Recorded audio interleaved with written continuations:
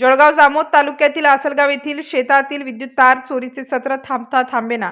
August 2024 ते February 2025 पर्यंत विद्युत तार चोरीच्या 8 घटनांनी परिसर हादरला आहे।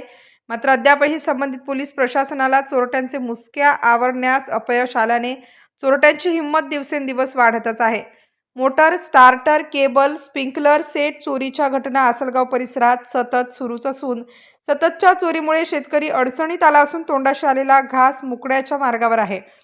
काल रात्री सुद्धा मध्यरात्रीच्या वेळेस आसलगाव शेत शिवारातील माऊली फीडरवरील टेकाडे डीपी दरम्यान अंदाजे 30 ते 35 पोलवरील विद्युत तार चोरी गेल्याने या परिसरात शेतामध्ये उभे असणारे टरबूज, भुईशेंग, कांदा, गहू आणि इतर पिके धोक्यात आली आहेत। संबंधित शेतकऱ्यांनी जळगाव पोलीस स्टेशनला या चोरीच्या घटनेची तक्रार केली असून महावितरण कंपनीने त्वरित नवीन ताराची जोडणी करून द्यावी अशी मागणी करण्यात आली आहे। तसेच वारंवार होणाऱ्या चोरीच्या घटनेला जळगाव पोलिसांनी कायमस्वरूपी आळा घालून अज्ञात चोरट्यांना जेरबंद करावे, नाही तर शेकडो शेतकरी लोकशाही मार्गाने आंदोलन करतील असा इशारा यावेळी देण्यात आला। MCN न्यूज मराठी करिता दिलीप इंगळे, आसलगाव।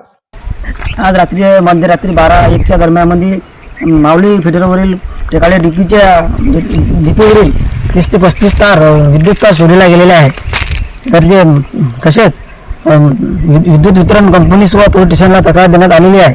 त्यांनी याकडे जास्त लक्ष द्यावे व आम्हाला आमचे पीक म्हणजे पिकाची खबर आहे, त्यामुळे लवकर